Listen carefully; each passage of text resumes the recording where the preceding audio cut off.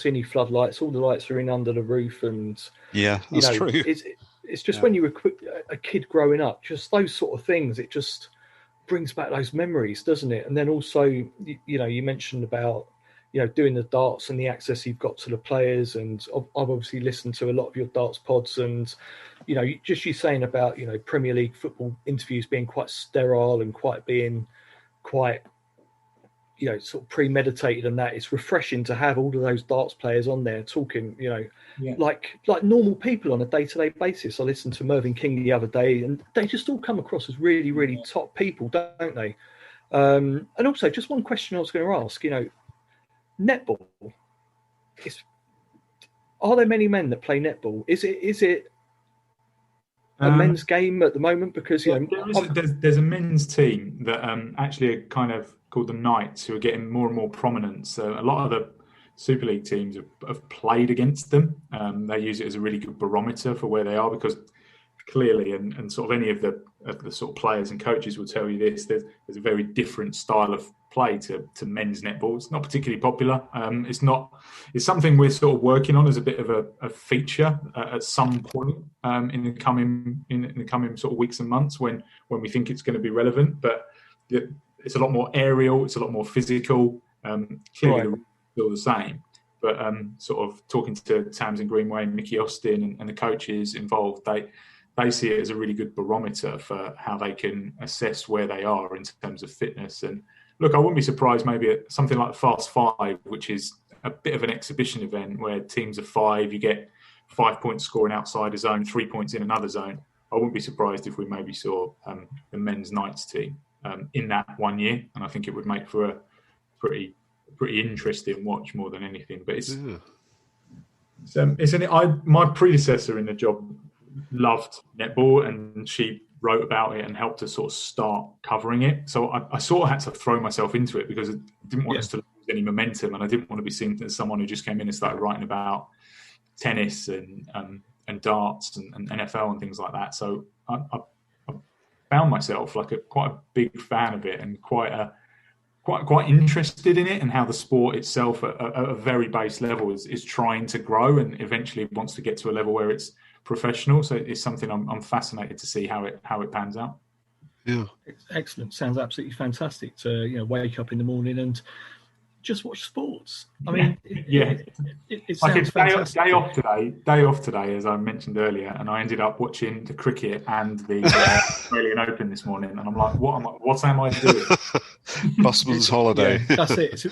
It's a bit like me when I'm sort of on a day off and I work in property, and you just walk around looking at buildings and thinking, oh, what about this? What about that? And you just don't switch off. But less about that, because that's a little bit boring. Let's move on to previews and predictions.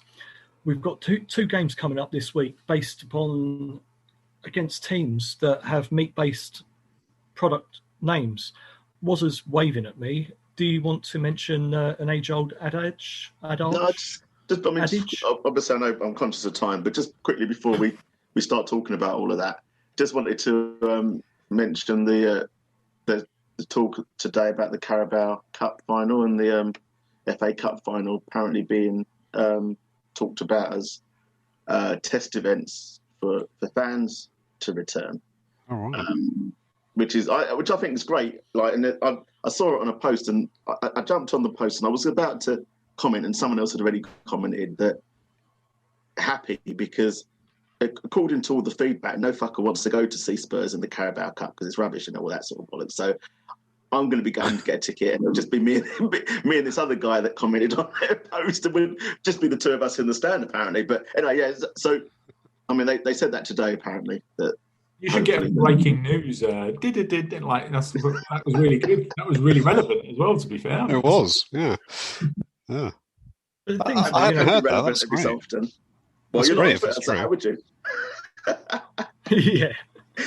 But things like that, they mention about these events potentially taking place, but I've got no appetite in 2 months jumping on the tube, going across from Tooting all the way up to Wembley and all the way back. And, I think there's a long way to go before, people are going to get back to normal, really. It's, the last year has been, quite the horror show, really. You're walking down the pavement in broad daylight and you're 50 foot away from someone and they're going across the road and walk past cars and that. I think there's a long way to go, but obviously there's people that are going to be desperate to get back. But from my perspective, I don't think that's got anything to do with the to do with COVID that people are crossing the road from you, mate.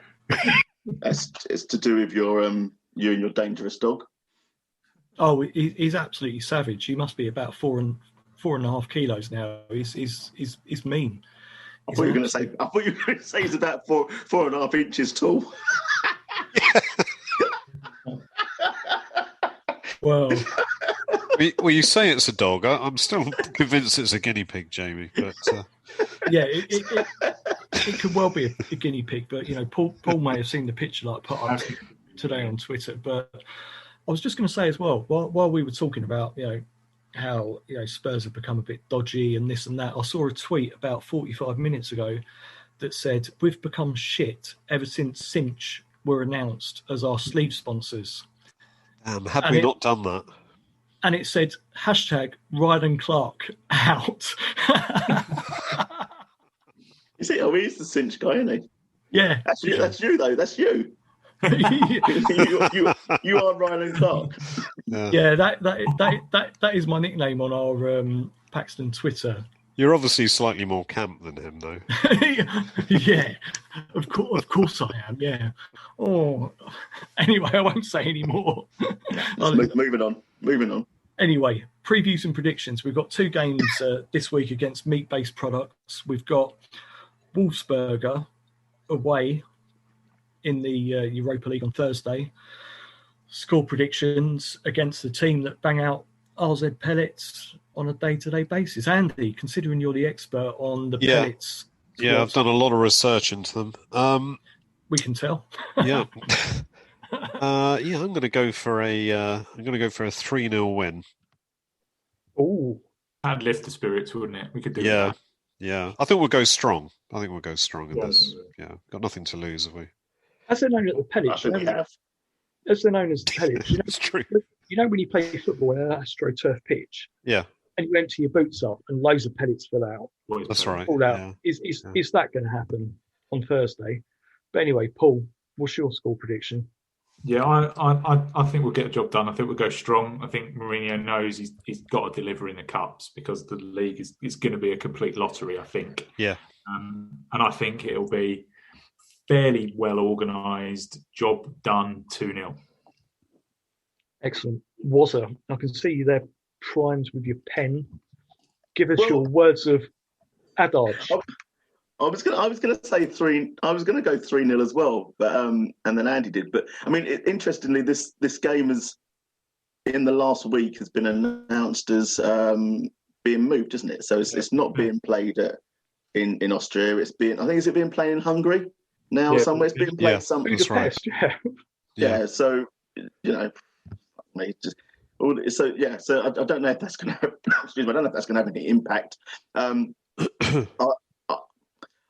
I think we're going to go semi-strong, but I kind of feel that we're going to have Joe Hart in goal, so I'm going to go 3-1, and he'll get beat by a long ranger again. But anyway, 3-1. All right, 3-1. I think we're going to lose 1-0. Joe Hart being beat from the halfway line. Yeah. Anyway. Yeah, I'll go for that. Actually, I'll go for that. All right, let's get on to Paddy Power. See if we can do a build a bet. And is that the reason why Jose is changing the back four continually week by week, because he's trying to stay ahead of Paddy Power because he's special? He's probably putting a few bets on himself, allegedly. Oh, Andy! I said allegedly at the end of it. So. It's a good job you're not on Twitter. They can't find you anymore, can they? Right. Anyway, moving on to second game against meat-based products. We're playing West Ham on Sunday away, which I'm absolutely fucking dreading. Paul, your prediction? I was looking at West Ham and Arsenal the other day, and I was thinking they've sort of, because they were in such a rut, they've gone to where we went with Poch, which is sort of trust the young players who are going to believe in the manager, and they're the better for it. And I don't say that lightly. They're well organised. They all buy into the job that they're doing. So, look, I don't think it's going to be easy. Kane loves a game against West Ham, which might give us which might mean we shade it.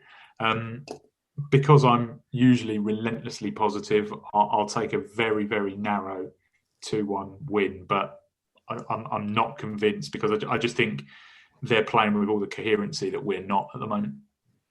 Andy, you're sitting there rubbing your lips like a you're sitting there like a baseball or American football coach there with your headphones on, your baseball cap, and you look like you're ready to get out on the pitch. And I'm pretty cool, aren't I? Yeah. Yeah, you are. Yeah, you're my hero. What's your prediction? I hope Antonio doesn't play because he always has a goal against us. So I reckon it's going to be a 2-2 draw against West Ham. Okay. Did you see that? No, you didn't see that tweet that he put out yesterday on Valentine's Day, did you? No. He said something along the lines of to his missus, I love you with all of my... He said something like, I love you with all of my willy, and I love you with all of my willy because it's bigger than my heart, or something like that.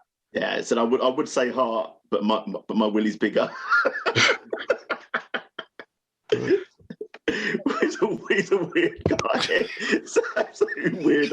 Well, on that basis, I want Antonio to start. I want Eric Dyer or Højbjerg to come along and kick him in the fucking cock in about the first 2 minutes just to teach him a lesson, and then ring it round his neck, and then it sounds like he might trip over it if he's not. You know when he scored that goal against us in when West Ham first played us at the new White Hart Lane. Yeah. Both his feet were off the ground when he scored. Then. Okay. Oh right, I see what you're saying. Tripod. Yeah. Anyway, what's your score prediction?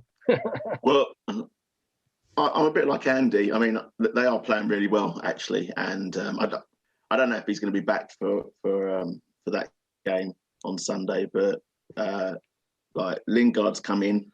Lingard that everyone scoffed at being linked at Spurs, by the way. And he's come in and settled in straight away, and they've got like a few good players that seem to know what they're doing within the system at the moment. So it's going to be difficult. I think if we're going to win, we're going to end up having to score 3. So I reckon we'll win 3-2 because I want to remain positive. 3-2. Okay. Well, I'm not feeling in a sort of positive mood this week, so I think we're going to limp to a 2-2 draw, and I think we'll score probably in the last couple of minutes if we're lucky. But my optimism has it's been drained in the last week or so. I might be better tomorrow, but at the end of the day, I'm blaming Ryland Clark. Ryland out. This isn't. Yeah. It's become a ball ache, isn't it? It has. Maybe they should rename that company ballache.com.